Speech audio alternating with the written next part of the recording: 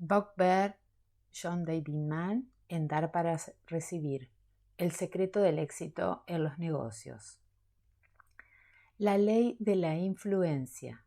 Tu influencia está determinada por la medida en que antepones los intereses de los demás a los tuyos. Susan. Cuando aquella tarde Joe regresó a su oficina, la encontró sumida en el caos. El sistema informático se había colgado unos minutos y durante el proceso de reiniciarlo se habían perdido 3 días de registros de cuentas y de correspondencia. Todo el mundo estaba rebuscando afanosamente en archivos, introduciendo en el sistema la información almacenada en copias de seguridad. Mientras Joe se unía a su equipo y se sumergía en la creciente avalancha de papeles, se le fueron por completo de la mente todos los pensamientos de Sam Rosen, Píndaro y la ley de la influencia. Eran casi las 7 cuando al final cerró su maletín, atiborrado de documentos, lo cogió y se dirigió al ascensor. Se dejó caer en el asiento de su coche con la mente aún concentrada en el trabajo. Cuando se dio cuenta, 25 minutos más tarde, se encontró aparcando en el camino de entrada a su casa. Apagó el motor y se quedó escuchando el repiqueteo metálico del motor que se iba enfriando. Le hubiera gustado disponer de una llave de contacto que le apagase la mente. ¿Estaría perdiendo el tiempo con aquellas sesiones a la hora del almuerzo? Aquellas leyes del éxito estratosférico que supuestamente estaba aprendiendo. Todo aquello le estaba acercando más a la cuota del tercer trimestre que tanto necesitaba. Contempló la puerta de su dúplex suburbano y suspiró. Susan ya llevaría cosa de 1 hora en casa. Estaría tan cansada como él y seguro que su tarde habría sido tan dura como la que había tenido él en el despacho. Encontró a Susan en la cocina, sacando algo del horno. No hacía falta que ella le dijese que llegaba tarde, o que la cena estaba un poco seca, ni que estaba tan cansada que le daba igual tanto lo uno como lo otro. Su lenguaje corporal decía todo aquello y más. Durante una cena apática se contaron sus problemas mientras cenaban, recogían los platos y los lavaban. Joe quería contarle todo sobre su cita en aquel imponente edificio de Liberty, pero renunció a la idea incluso sin intentarlo. El sábado anterior, cuando Joe había vuelto a casa y le había contado sus primeras impresiones de Píndaro, Susan se había sentido intrigada, pero durante la cena del lunes, cuando él quiso contarle la reunión con Ernesto, ella solo le dijo: «Así que ese tipo es el dueño, ¿no?». Repitió el mismo comentario varias veces y a Joe le dio la sensación de que no lograba meterse en la historia. Ayer, cuando le empezó a hablar de la sala de conferencias guardería de Nicole, ella puso los ojos en blanco y dijo: «Estás de broma». No hablaron más del tema.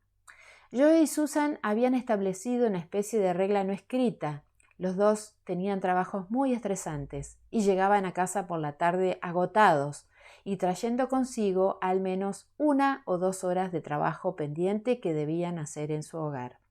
La regla no escrita era la siguiente: nos concedemos un máximo de media hora para lamentarnos, ni 1 minuto más. Esa noche, Susan ya había consumido casi del todo su media hora de quejas. Joe estaba sentado en el borde de la cama, haciendo lo posible por mostrarle empatía, mientras ella paseaba de un lado a otro y hablaba. Joe suspiró de nuevo, preguntándose qué podría decir para hacerla sentir mejor. De repente se dio cuenta de que Susan se había callado, dejando una frase a medias, y le estaba observando. «Lo siento», dijo ella. «Son casi las 8:30», suspiró cansada. «Supongo que soy un pozo sin fondo», añadió, intentando sonreír con desgana. «Sé que tienes trabajo pendiente», dijo, mientras se daba la vuelta y decía, más para ella que para su marido: «Hay que ser justos».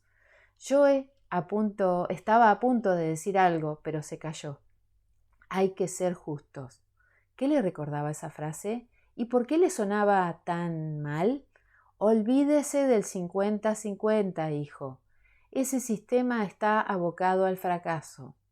Era Sam quien lo había dicho. Por supuesto. Te he rascado la espalda, de modo que ahora me debes un favor. Eso no es ser un amigo, sino un acreedor. ¿En eso se había convertido su matrimonio? Sin pensar en lo que iba a decir, Joe balbuceó. No, Sus. Espera. No tengo trabajo. Ella se dio la vuelta y le miró. Por favor, continúa, la instó. Me gustaría saber lo que pasó, de verdad. Durante un instante Susan se le quedó mirando como si le hubiese dicho que iban a derogar la ley de la gravedad. ¿En serio? Claro, respondió él. La verdad es que parece un auténtico marrón. ¿Qué hiciste? Su esposa se sentó en su lado en la cama y le volvió a observar atentamente.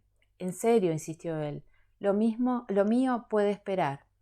Susan volvió a hablar de nuevo sobre su tía, sobre un conflicto especialmente desagradable que tenía con una compañera. Al cabo de unos minutos, volvió a dejar una frase en el aire y miró a Joe. Él asintió y esperó a que ella continuara. Ella se recostó en la almohada y empezó a abrirle el corazón.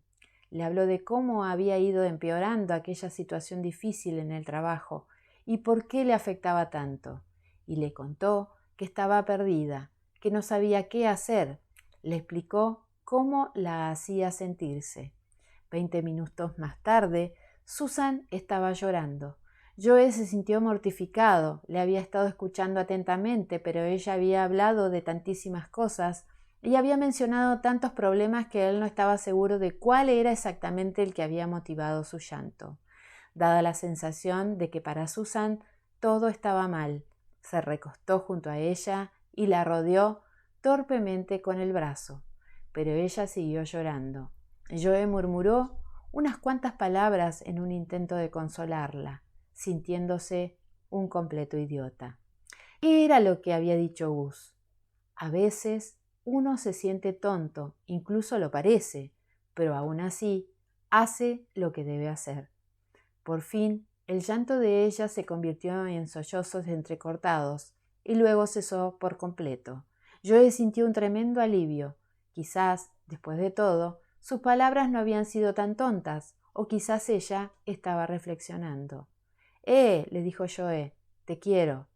Ella no contestó. Sus, insistió él, sacudiéndola suavemente.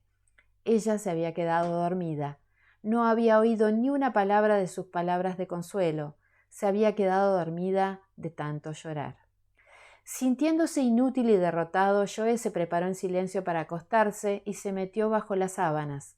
Envuelto en un dolor sordo, motivado por la tristeza de Susan, y deseando haber podido hacer algo para aliviarla, al final se quedó dormido.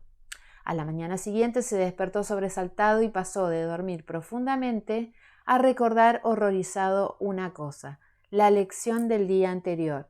¿De qué iba? Sam Rosen, las redes de contactos, un ejército de embajadores personales, la ley de la influencia. Había ido del trabajo a casa y había pasado la noche sin pensar siquiera en la lección del día anterior y mucho menos en aplicarla. Soltando un gruñido, agarró la almohada con la intención de lanzarla al otro lado del cuarto, presa de la frustración. Pero cuando lo hizo, se dio cuenta de que Susan ya no estaba a su lado en la cama. Echó un vistazo al reloj, las 8:15. Se había dormido.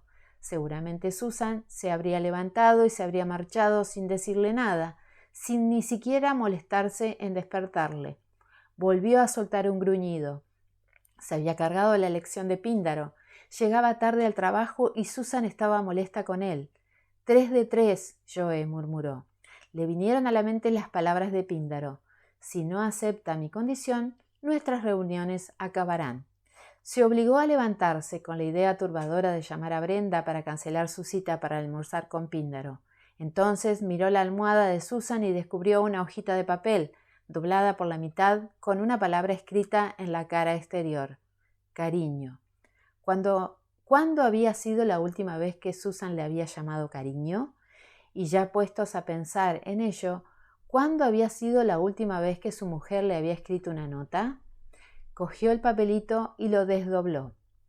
Querido Joe, Espero haber logrado escabullirme sin despertarte.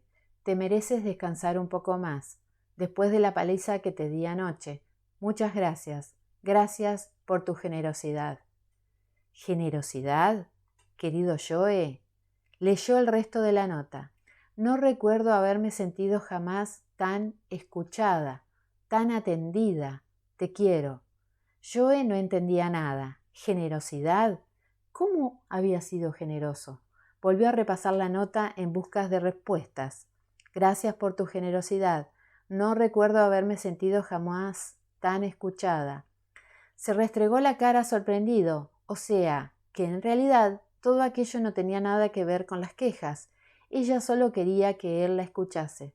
Solo quería sentirse atendida.